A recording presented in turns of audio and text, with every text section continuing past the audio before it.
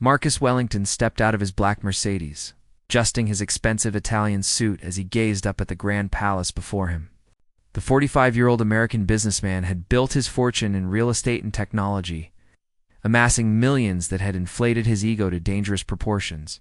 His company had just secured a massive contract with the local government, and he believed this gave him special status wherever he went. The palace gates gleamed in the afternoon sun, and Marcus felt a surge of excitement.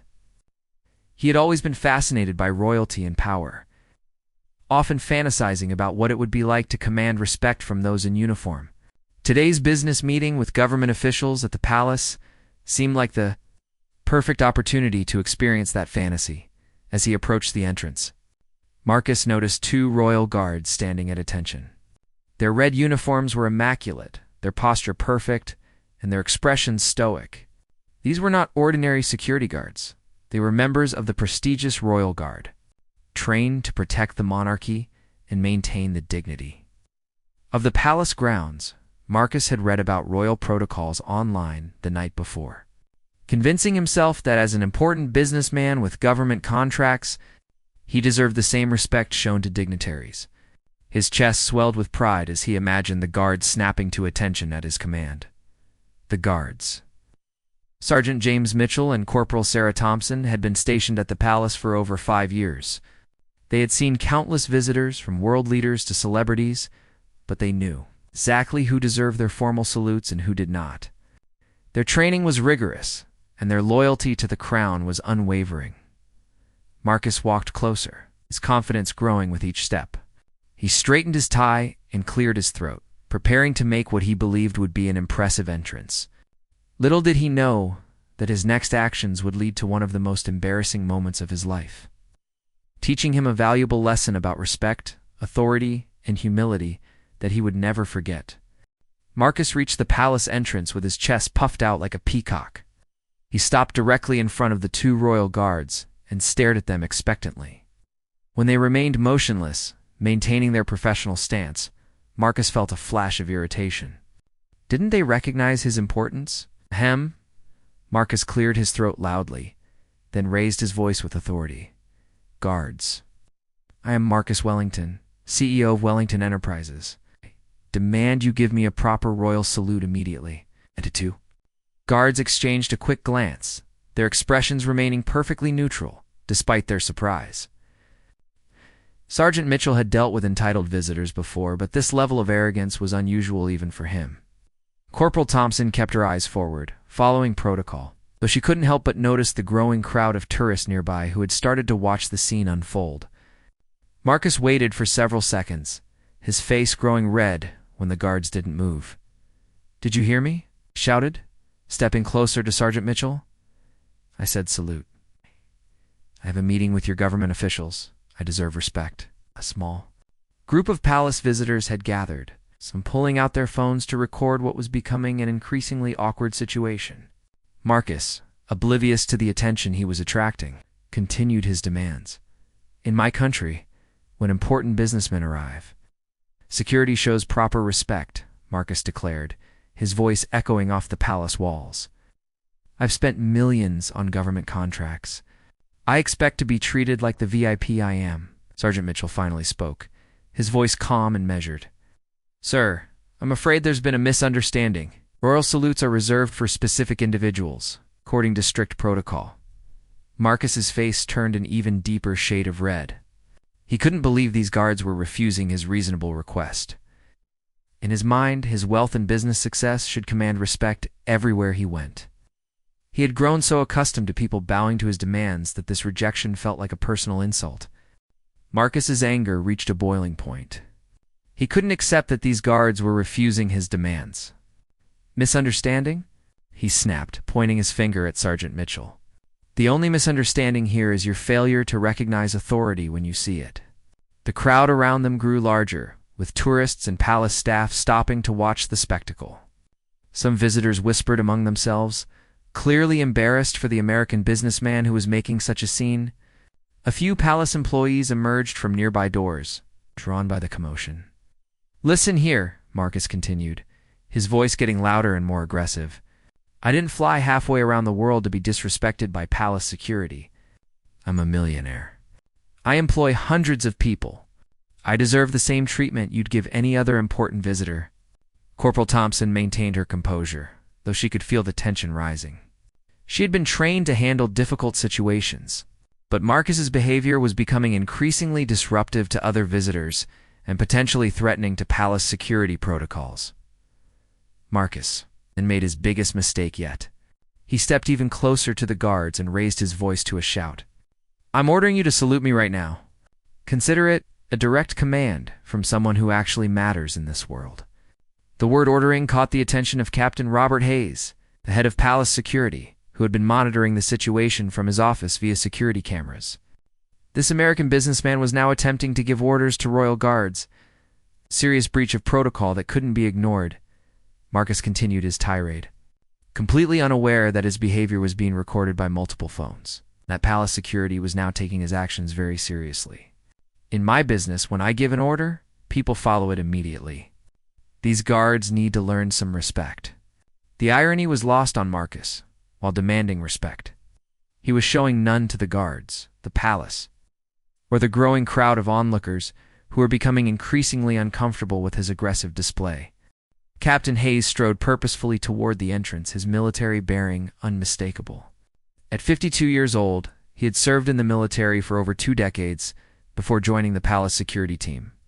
He had dealt with dignitaries, protesters, and confused tourists. But rarely had he encountered someone so blatantly disrespectful to his guards. "Is there a problem here?" Captain Hayes asked as he approached, his voice carrying the authority of someone accustomed to being obeyed. Marcus turned around. Seeing the captain's uniform and immediately assuming he had found someone with real authority, "Finally, someone who looks like they're in charge," Marcus said, with satisfaction. "Yes, there's definitely a problem. These guards refuse to give me the royal salute I deserve. I'm Marcus Wellington, and I have an important business meeting inside." Captain Hayes looked at Marcus with a steady gaze, then glanced at his guards, who remained perfectly professional despite the ongoing harassment they had endured. "Mr. Wellington, I'm Captain Hayes, head of palace security. I understand you've been demanding a royal salute from my guards, demanding—" Marcus laughed, missing the captain's serious tone entirely. "I prefer to call it requesting appropriate respect. But yes, I expect proper protocol when dealing with someone of my stature." The captain's expression remained neutral, but those who knew him could see the steel in his eyes.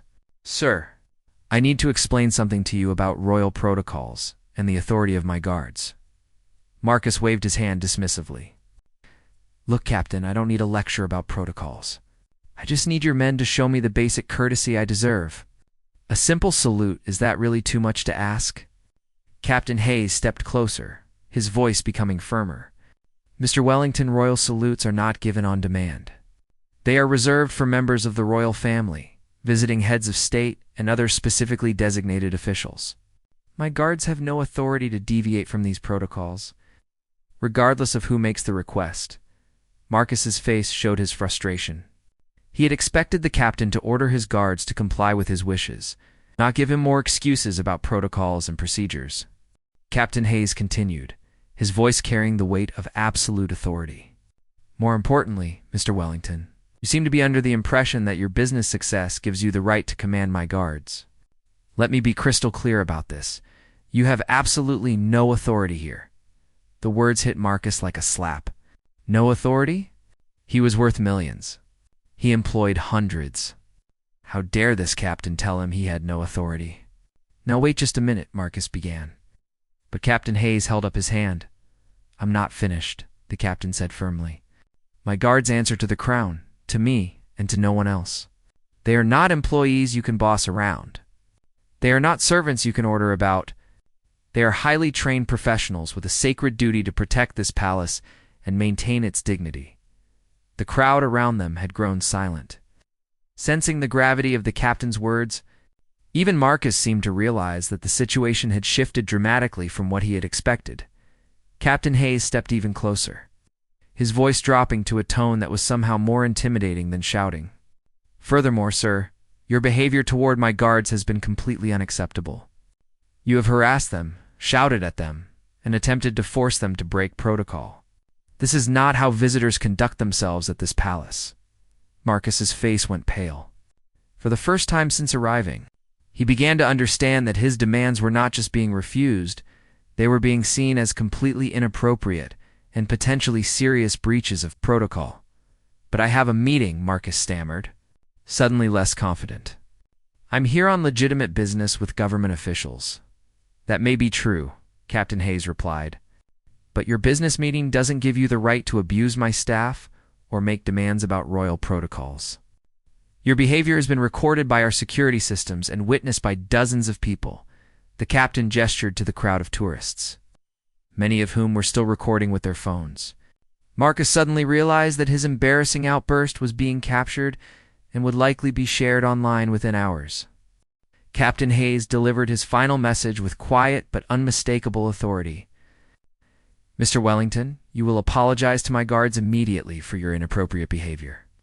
Then you will proceed to your meeting quietly and respectfully, or you will be escorted from the premises. Those are your only options." The silence was deafening. Marcus looked around at the faces staring at him, tourists with their cameras, palace staff watching from doorways, and the 3 uniformed officers waiting for his response. His grand entrance had become a public humiliation. "I apologize," Marcus said quietly, his voice barely audible. He looked at Sergeant Mitchell and Corporal Thompson, both of whom maintained their professional demeanor despite having endured his verbal abuse. "I'm sorry for my behavior toward you both." The guards nodded slightly, accepting his apology with grace but offering no words of forgiveness. They had done their job perfectly. Marcus's behavior had reflected poorly only on himself. Captain Hayes watched as Marcus's entire demeanor changed. The arrogant businessman who had arrived demanding royal treatment was now a humbled man who clearly understood how badly he had misjudged the situation. "Your meeting is in the East Wing," Captain Hayes said simply. "Security will escort you there now." As Marcus was led away by a junior officer, he could hear whispers from the crowd and knew that videos of his embarrassing outburst would soon be circulating on social media. His attempt to command respect had achieved the opposite. He had become a cautionary tale about arrogance and entitlement. Later that evening, back in his hotel room, Marcus watched news clips and social media posts about the American businessman who demanded a royal salute. The experience had taught him a harsh but valuable lesson about true authority and respect. Real respect couldn't be demanded or bought. It had to be earned through proper behavior and humility. The Royal Guards, meanwhile, continued their duty with the same professionalism they had always shown, protecting the palace and its visitors from all threats, including those posed by entitled individuals who confused wealth with wisdom and business success with the right to command others.